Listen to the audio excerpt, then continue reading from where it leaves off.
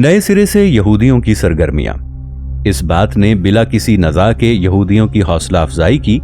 कि वो अहद जदीद के खिलाफ अपनी घनाउनी सरगर्मियों को दोबारा शुरू कर दें। बस वो नए सिरे से अंगड़ाइयां लेने लगे और उन्होंने मुनाफिकीन से राबिता पैदा किया और इकट्ठे होकर मुसलमानों के खिलाफ साजिशें और दसीसाकारियां करने लगे, खुसूसन हज़रत नबी करीम सल्लल्लाहु अलैहि वसल्लम के खिलाफ। और उन्होंने दूसरी बार साबित कर दिया कि जो मुआहिदात वो दूसरों से करते हैं उनकी नज़र में उनकी हैसियत कागज़ पर स्याही की होती है।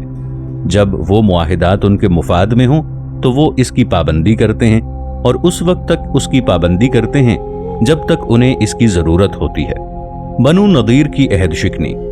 इस दफ़ा बनु नदीर के यहूदियों ने अहद शिकनी करने और मुसलमानों से गद्दारी करने और उनका खातिमा करने में पहल की, खा ये खातिमा कुव्वत के इस्तेमाल और खूंरेजी करने और कत्लाम करने या ऐलान जंग करने के ज़रिए से हो। इस अम्र पर उनकी हौसला अफजाई इस बात ने की कि मुसल्लह इस्लामी अफवाज को ओहद, रजी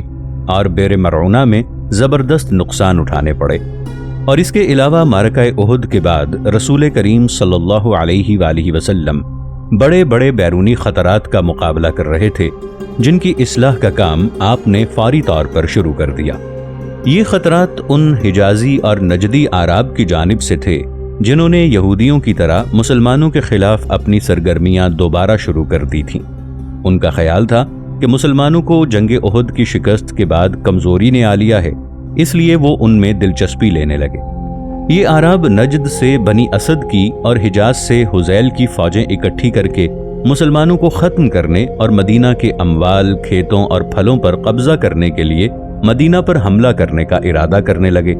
जिससे मजबूर होकर हज़रत नबी करीम सल्लल्लाहु अलैहि वसल्लम को भी इस खतरे को दूर करने और फौज के यसरिब की तरफ मार्च करने से कबल इसके इकट्ठा होने की जगह पर इसको ख़त्म करने का बड़ा एहतमाम करना पड़ा। आप सल्लल्लाहु अलैहि वसल्लम ने बनी असद की तो गोशिमाली करने और उनके घर पर उन्हें मारने के लिए अपने एक सहाबी की क़यादत में एक फ़ौजी दस्ता भेजा। इसी तरह आप सल्लल्लाहु अलैहि वसल्लम ने अपने असहाब में से एक जांबाज फिदाई को हिजाज की तरफ भेजा कि वो हज़ली फ़ौज के सालार को उसकी फ़ौजों के मार्च करने से कबल कत्ल कर दे। इस तरह हज़रत नबी करीम सल्लल्लाहु अलैहि वसल्लम इस बैरूनी जंग के ख़तरे से बचने में कामयाब हो गए, क्योंकि आपकी फ़ौज के सालार ने उस कबीले के घरों तक पहुंचकर बनी असद पर काबू पा लिया और मार्च करने से कबल ही उसकी फ़ौजों को तितर बितर कर दिया। और आप सल्लल्लाहु अलैहि वसल्लम के जांबाज फिदाई ने हज़ली फ़ौज के सालार को हिजाज में फ़ौज के मदीना की तरफ मार्च करने से कबल ही कातिल कर दिया, जिससे हज़ैल और उसके हलीफों में फूट पड़ गई और वो मदीना के साथ जंग करने से रुक गए। मगर इन सरी और कामयाब कार्रवाइयों से, जिनके ज़रिए हज़रत नबी करीम सल्लल्लाहु अलैहि वसल्लम ने बैरूनी ख़तरात को दूर किया, यहूद की घनाउनी कार्रवाइयों पर इसका कोई बुरा असर न पड़ा और वो मुसलमानों के खिलाफ अपनी तखरीबी और दुश्मनाना कार्रवाइयों को मुसलसल जारी रखे रहे। इन बातों पर उन्हें गम अंगेज वाक़यात ने जुर्रत दिलाई जो ओहद की शिकस्त के बाद चंद महीनों में मुसलमानों को पेश आए थे। बेर मऊना का दर्दंगेज वाक़या। हिजरत के तीसरे साल सफ़र के महीने में जंग ओहद से फ़कत 4 माह बाद नौमौलूद उम्मत इस्लामिया पर एक खौफनाक मुसीबत नाजिल हुई, जिसके दर्दंगेज और अमीक असरात ओहद की मुसीबत से कम न थे। नजद से बनी आमिर का एक सरदार जाफर बिन मालिक, जिसका लक़ब मलाहिबुल सित्ता था,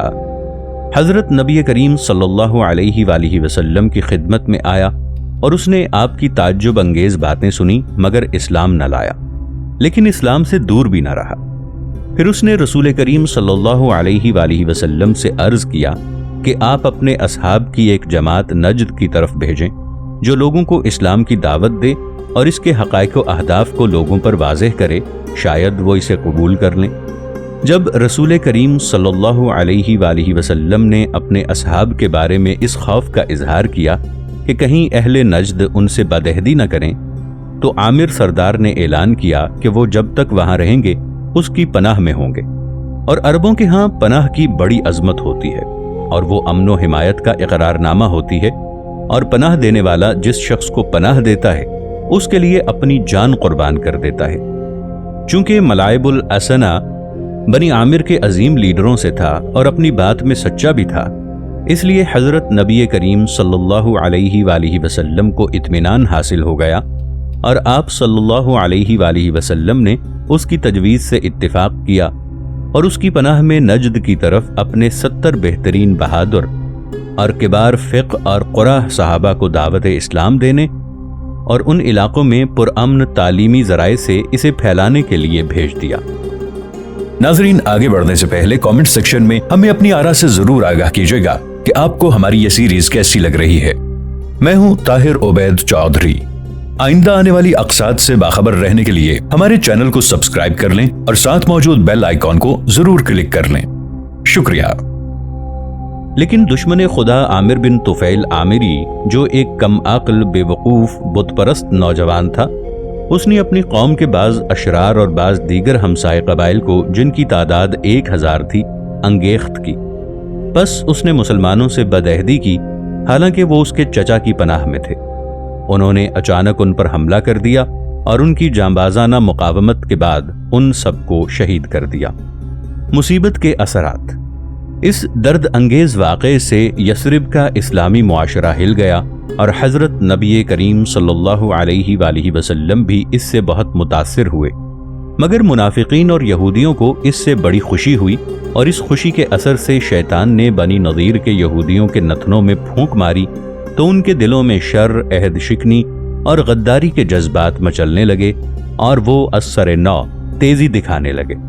وہ دوبارہ اپنی خبیث سازشوں میں مصروف ہو گئے، اور نجد کے علاقے میں بیر معونہ کے مقام پر مسلمانوں پر جو جدید مصیبت نازل ہوئی، اس سے فائدہ حاصل کرتے ہوئے انہوں نے اس دفعہ اپنی مجرمانہ کارروائیوں میں وسعت پیدا کر دی، اور اسی طرح کی ایک اور مصیبت اس کے بعد ان پر ذات الرجیع میں نازل ہوئی۔ ان یہودیوں کی جرت یہاں تک بڑھی کہ انہوں نے تاریخ کے بھیانک ترین جرم کے ارتکاب کا منصوبہ بنایا، اور وہ حضرت نبی کریم صلی اللہ علیہ وآلہ وسلم کو قتل کرنا تھا۔ نجد کے دیار بنی عامر میں مسلمانوں کو جو تکلیف پہنچی، اس نے بنو نضیر کے یہودیوں کو موقع فراہم کیا، اور انہوں نے اپنے گھروں میں رسول کریم صلی اللہ علیہ وآلہ وسلم کے قتل کے مجرمانہ منصوبے کا پختہ ارادہ کر لیا۔ مسلمانوں کا ایک آدمی عامر بن امیہ ضمری مدینے سے باہر رہتا تھا۔ اس نے بنی عامر کے ان 2 آدمیوں کو قتل کر دیا جو آپ صلی اللہ علیہ وآلہ وسلم کے صحابہ کے ساتھ بدعہدی کرنے میں شامل تھے۔ اس کا خیال تھا کہ اس نے مسلمانوں کا بدلہ لیا ہے۔ اسے اس بات کا علم نہ تھا کہ رسول کریم صلی اللہ علیہ وآلہ وسلم نے ان دونوں کو امان دی ہوئی ہے، حالانکہ وہ دونوں مشرک تھے اور اس قبیلے سے تعلق رکھتے تھے جس کے آدمیوں نے 70 صحابہ سے بدعہدی کی تھی۔ حضرت نبی کریم صلی اللہ علیہ وآلہ وسلم دیار بنی نضیر میں۔ حضرت نبی کریم صلی اللہ علیہ وآلہ وسلم کی عادت تھی کہ آپ صلی اللہ علیہ وآلہ وسلم نصن اور روحن معاہدات کی تنفیذ و وفا کرتے تھے۔ آپ نے ان دونوں آریوں کے خون کو جو غلطی سے قتل ہو گئے تھے رائیگاں نہیں جانے دیا، بلکہ اس قسم کی حالت کے معاہدات کے اصول کے مطابق آپ صلی اللہ علیہ وآلہ وسلم نے فیصلہ کیا کہ ان دونوں کی دیت ان کے اہل کو دیار بنی عامر میں بھیجی جائے، جو آپ کے 70 صحابہ کے ساتھ بدعہدی کرنے میں شامل تھے، حالانکہ وہ ان کے سردار ملائب الاسنا کی پناہ میں تھے۔ اس مناسبت سے اللہ تعالیٰ کی مشیت یہ تھی کہ حضرت نبی کریم صلی اللہ علیہ وآلہ وسلم اپنے اصحاب کی ایک چھوٹی سی جماعت کے ساتھ دیار بنی نضیر میں جائیں، جو مدینہ سے کئی میل کے فاصلے پر تھے۔ آپ صلی اللہ علیہ وآلہ وسلم ان کے پاس غیر مسلح ہو کر جنگ کی تیاری کے بغیر گئے، کیونکہ آپ صلی اللہ علیہ وآلہ وسلم اور ان کے درمیان عدم جارحیت کا معاہدہ تھا، بلکہ مدینہ کے مشترکہ دفاع کا بھی معاہدہ تھا۔ اس لیے آپ صلی اللہ علیہ وآلہ وسلم مطمئن ہو کر ان کے پاس گئے۔ آپ یہ سوچ بھی نہیں سکتے تھے کہ وہ آپ کو کوئی گزند پہنچائیں گے۔ دیار بنی نضیر میں آپ کی آمد کا سبب یہ تھا کہ ان یہودیوں کے ساتھ آپس کے باہمی معاہدے کی روح سے اور ان کے بنو عامر کے حلیف ہونے کی روح سے بات چیت کی جائے کہ وہ ان 2 عامری مشرک مقتولوں کی دیت کی ادائیگی کی جائے، جنہیں عامر بن امیہ ضمری نے عہد کا علم نہ ہونے کی وجہ سے قتل کر دیا تھا۔ عظیم موقع۔ جیسا کہ ہم بیان کر چکے ہیں کہ یہ یہودی حضرت نبی کریم صلی اللہ علیہ وآلہ وسلم کے قتل کرنے اور ہماگیر جنگ کے بغیر آپ کی ذات سے نجات حاصل کرنے کے لیے مناسب موقع اور وقت کی تلاش میں تھے، کیونکہ وہ یثرب میں مسلمانوں کے خلاف اس قسم کی جنگ میں شمولیت سے بہت ڈرتے تھے۔ یہی وجہ ہے کہ جب رسول کریم صلی اللہ علیہ وآلہ وسلم اکیلے اپنے اصحاب کی ایک چھوٹی سی جماعت کے ساتھ ان کے گھروں میں پہنچے تو ان مجرم یہودیوں کو بہت بڑا موقع ہاتھ آ گیا، اور انہوں نے حضرت نبی کریم صلی اللہ علیہ وآلہ وسلم کو قتل کرنے پر ایکا کر لیا، اور انہوں نے فوراً اس موقع سے فائدہ اٹھانا شروع کر دیا۔ اور جب حضرت نبی کریم صلی اللہ علیہ وآلہ وسلم نے دونوں عاریوں کی دیت کے متعلق ان سے گفتگو کا آغاز کیا تو انہوں نے آپ صلی اللہ علیہ وآلہ وسلم کے مطالبے کو قبول کرنے میں ذرا تردد نہ کیا اور کہنے لگے، ہاں اے ابو القاسم، آپ نے جس کے بارے میں ہم سے مدد طلب کی ہے ہم اس میں آپ کی مدد کریں گے۔ ان یہودیوں کی طرف سے قبولیت کا یہ اعلان ایک دھوکہ تھا، جس سے ان کا مقصد یہ تھا کہ حضرت نبی کریم صلی اللہ علیہ وآلہ وسلم مطمئن ہو کر ان کے گھروں میں ٹھہرے رہیں، تاکہ وہ مدینہ سے دور ان کے قتل پر قدرت حاصل کر لیں، اور عملاً انہوں نے اپنے جہنمی منصوبے کی تنفیذ کے لیے کام شروع کر دیا، جسے انہوں نے حضرت نبی کریم صلی اللہ علیہ وآلہ وسلم کے قتل کے لیے تیار کیا تھا، اور اس مال کو جمع کرنے کا کام شروع نہ کیا جو 2 عامریوں کی دیت کی ادائیگی میں حصے کے طور پر انہوں نے پیش کرنے کا وعدہ کیا تھا، مگر اللہ تعالیٰ نے ان کو رسوا کیا اور حضور علیہ السلام پر حقیقت واضح کر دی، اور حضور صلی اللہ علیہ وآلہ وسلم کو معلوم ہو گیا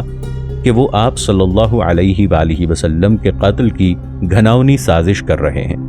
بس اللہ نے آپ صلی اللہ علیہ وآلہ وسلم کو اس سازش کے شر سے بچا لیا، اور وہ اس طرح کہ قبل اس کے کہ یہودی اپنی غداری اور بدعہدی کے منصوبے کی تنفیذ کی قدرت پاتے،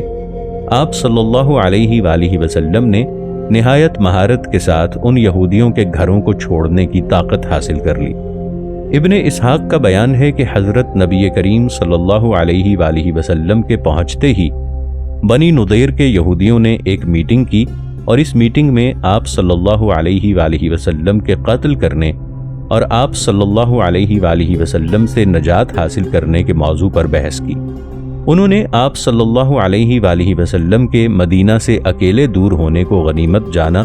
اور اسی وقت آپ کے قتل کی تجویز پیش کرنے والے ایک آدمی سے کہا، اور غالباً وہ حوی بن اخطب تھا،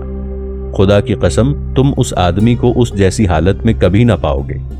اور ایک مورخ نے بیان کیا ہے کہ بنی نضیر کے ایک سردار اور عالم نے، جو کہ سلام بن مشکم تھا، حضرت نبی کریم صلی اللہ علیہ وآلہ وسلم کے قتل کی تجویز پر شدید معارضہ کیا اور کہا، ایسا نہ کرنا، خدا کی قسم تم نے جو ارادہ کیا ہے اسے اس کی خبر ہو جائے گی، اور یہ ہمارے باہمی معاہدے کی خلاف ورزی ہے۔ مگر ابن مشکم کے معارضے کو رد کر دیا گیا، کیونکہ میٹنگ کرنے والوں نے فیصلہ کیا کہ سازش کو حتی الامکان بصورت تمام عملی جامہ پہنایا جائے، اور عملاً انہوں نے نفاذ کا کام شروع کر دیا۔ انہوں نے قتل کا کام اپنے ایک مجرم کے سپرد کیا اور اسے کہا کہ وہ اس قلعے کی چوٹی پر چڑھ جائے جس کے سائے میں حضرت نبی کریم صلی اللہ علیہ وآلہ وسلم بیٹھے ہوئے تھے، اور ان پر ایک چٹان گرا دے جو اسی وقت آپ کا کام تمام کر دے۔ مگر اللہ تعالیٰ نے اس سازش کی تنفیذ سے تھوڑا عرصہ قبل آپ صلی اللہ علیہ وآلہ وسلم کو اطلاع دے کر اس سے نجات دے دی، اور آپ صلی اللہ علیہ وآلہ وسلم نے اس سازش کے آخری مرحلے کے آغاز سے قبل ہی اس جگہ کو چھوڑ دیا۔ ابن اسحاق کا بیان ہے کہ سازش کی اطلاع حضرت نبی کریم صلی اللہ علیہ وآلہ وسلم کو آسمان سے ملی۔ اس طرح مجرم یہودی رسوا اور شرمندہ ہوئے اور تمنا کرنے لگے کہ کاش وہ سلام بن مشکم کے معارضے پر کان دھرتے، جس نے انہیں نصیحت، اعتدار اور افتاء کیا تھا کہ اگر وہ سازش کے پروگرام پر کاربند رہے تو حضرت نبی کریم صلی اللہ علیہ وآلہ وسلم پر اس سازش کا انکشاف ہو جائے گا۔ محاصرہ پھر جلا وطنی۔ جب حضرت نبی کریم صلی اللہ علیہ وآلہ وسلم پر اس سازش کا انکشاف ہو گیا تو آپ مدینہ واپس آ گئے۔ پھر آپ نے بنی نضیر کے یہودیوں کو انتباہ کیا کہ وہ یثرب سے جلا وطن ہو جائیں، اور اس کے لیے آپ صلی اللہ علیہ وآلہ وسلم نے انہیں 10 دن کی مہلت دی۔ آپ نے مشہور صحابی حضرت محمد بن مسلمہ انصاری رضی اللہ عنہ کو بلا کر فرمایا، بنی نذیر کو جا کر کہو کہ مجھے رسول کریم صلی اللہ علیہ وآلہ وسلم نے تمہاری طرف بھیجا ہے کہ میرے شہر سے نکل جاؤ۔ تم نے بدعہدی کا ارادہ کر کے اس عہد کو توڑ دیا ہے جو میں نے تمہیں دیا تھا۔ میں نے تمہیں 10 دن کی مہلت دی ہے، اس کے بعد جو یہودی نظر آیا میں اسے قتل کر دوں گا۔ یہودیوں نے آپ صلی اللہ علیہ وآلہ وسلم کے انتباہ کی پرواہ نہ کی اور اعلان کر دیا کہ وہ آخری دم تک مقابلہ کریں گے۔ بس رسول کریم صلی اللہ علیہ وآلہ وسلم نے ان کا محاصرہ کر لیا اور وہ آپ کے سامنے ٹھہر نہ سکے، اور ابھی ان کے محاصرے پر فقط 20 روز کے قریب ہی گزرے تھے کہ انہوں نے حضرت نبی کریم صلی اللہ علیہ وآلہ وسلم کے ساتھ اطاعت اختیار کرنے کے لیے مذاکرات شروع کر دیے، اور مذاکرات کا اختتام اس معاہدے پر ہوا کہ بنی نضیر کے یہودی یثرب سے مکمل طور پر جلا وطن ہو جائیں اور ہتھیاروں کے سوا اپنے جو اموال وہ اٹھا کر لے جا سکتے ہیں لے جائیں، اور حضرت نبی کریم صلی اللہ علیہ وآلہ وسلم نے جلا وطنی کے وقت ان یہودیوں کو ضمانت دی کہ مسلمانوں کی حکومت کے ماتحت علاقے سے گزرنے تک ان کے جان و مال محفوظ رہیں گے، اور عملاً یہ یہودی مکمل طور پر جلا وطن کر دیے گئے، سوائے ان 2 آدمیوں کے جو ان میں سے اسلام لے آئے تھے۔ جلا وطنی کی کارروائی کی تکمیل کے بعد ان یہودیوں کی اکثریت خیبر میں آباد ہو گئی، اور ان میں سے تھوڑے سے آدمی شام چلے گئے، اور بنی نضیر کے یہودیوں کی جلا وطنی کے بعد یثرب کے علاقے میں یہودیوں کا صرف ایک قبیلہ بنو قریظہ باقی رہ گیا، جس کے مردوں اور عورتوں کی تعداد 2000 کے قریب تھی۔ بخاری کا بیان ہے کہ بنو قریظہ کے یہودیوں نے بنی نضیر سے مل کر مسلمانوں سے جنگ کی تھی، مگر حضرت نبی کریم صلی اللہ علیہ وآلہ وسلم نے مدینہ سے بنی نضیر کے یہودیوں کی جلا وطنی کے وقت انہیں معاف فرما دیا، اور بنی نضیر کے واقعے کے بارے میں اللہ تعالیٰ نے پوری سورہ حشر نازل فرمائی۔ خیبر میں آمریت کا مرکز۔ خیبر مدینہ کے شمال مشرق میں واقع ہے۔ جزیرہ عرب میں یثرب کے بعد یہودی اکٹھ کا دوسرا مرکز تھا۔ یثرب کے یہودیوں اور عربوں کے درمیان اوس اور خزرج ٹکراؤ کا آغاز ہوا، اور ظہور اسلام سے صدیوں قبل یثرب پر قبضے کے لیے ان کے درمیان جنگیں ہوئیں، لیکن خیبر کے دخیل یہودیوں کا اس زرعی سرسبز عربی زمین پر مکمل قبضہ رہا، اور کسی عرب کو طاقت نہیں ہوئی کہ وہ اس پر قبضے کے بارے میں ان سے نزاع کرے، جیسا کہ یثرب میں یہودیوں کے ساتھ ہوا۔ اس لحاظ سے خیبر مسلمانوں کے ہاتھوں سقوط تک جزیرہ عرب کے قلب کے اندر ایک یہودی کالونی سے مشابہ تھا، اور یہود کو اس پر مکمل تسلط حاصل تھا، جہاں ان کی مسلح افواج کی بڑی تعداد رہتی تھی۔ اس لیے بنی نضیر کے یہودیوں کی اکثریت کی توجہ، جنہیں حضرت نبی کریم صلی اللہ علیہ وآلہ وسلم نے یثرب سے جلا وطن کر دیا تھا، اس طرف تھی، اور یہ یہودی خیبر میں اتر پڑے تو اہلیان خیبر نے جو ان کے بھائی بند تھے انہیں خوش آمدید کہا، اور بنی نضیر کے جو یہودی اپنی قوم کے ساتھ خیبر میں اترے ان کے لیڈروں میں حوی بن اخطب، سلام بن ابی العقیق اور کنانہ بن ربی تھے۔ بنی نضیر کا خیبر پر تسلط۔ بنی نضیر کے یہودی جزیرہ عرب کے سرمایہ دار یہودیوں سے زیادہ سرمایہ دار تھے، اور وہ یثرب اور اس کے قرب و جوار کے علاقے کی اقتصادیات پر پوری طرح حکمرانی کرتے تھے۔ اس کے علاوہ ان کے لیڈر عقل مندی، تدبیر اور خاص طور پر حضرت نبی کریم صلی اللہ علیہ وآلہ وسلم کے خلاف کینہ پروری میں بھی ممتاز تھے۔ لیکن جب حضرت نبی کریم صلی اللہ علیہ وآلہ وسلم نے ان کے محاصرے کے بعد انہیں مدینہ سے جلا وطن کیا تو آپ صلی اللہ علیہ وآلہ وسلم نے ان کے معاملے میں کوئی سختی نہیں کی۔ آپ نے انہیں مقدور بھر مال اٹھا کر لے جانے کی اجازت دی، اور قدیم زمانے سے یہودیوں کے متعلق یہ بات مشہور ہے کہ یہ اکثر سونا چاندی ہی جمع کرتے ہیں۔ یہی وجہ ہے کہ ان یہودیوں نے 20 اونٹ پر بھاری بوجھ لادے اور اپنے ساتھ تمام مملوکہ سونا چاندی بھی اٹھا کر لے گئے، اور یہ ایک بہت بڑی چیز ہے، حتیٰ کہ ان کا ایک لیڈر سلام بن ابی العقیق بیل کے چمڑے میں جو سونے چاندی سے بھرا ہوا تھا ایک بہت بڑا خزانہ اٹھا کر اپنے ساتھ خیبر لے گیا، اور وہ غصے سے اس خزانے کو مارتا اور کہتا، गोया वो मुसलमानों को जंग की धमकी दे रहा है, इसे हमने जमीन को जेरो जबर करने के लिए तैयार किया है। वो यही कहता चला जाता।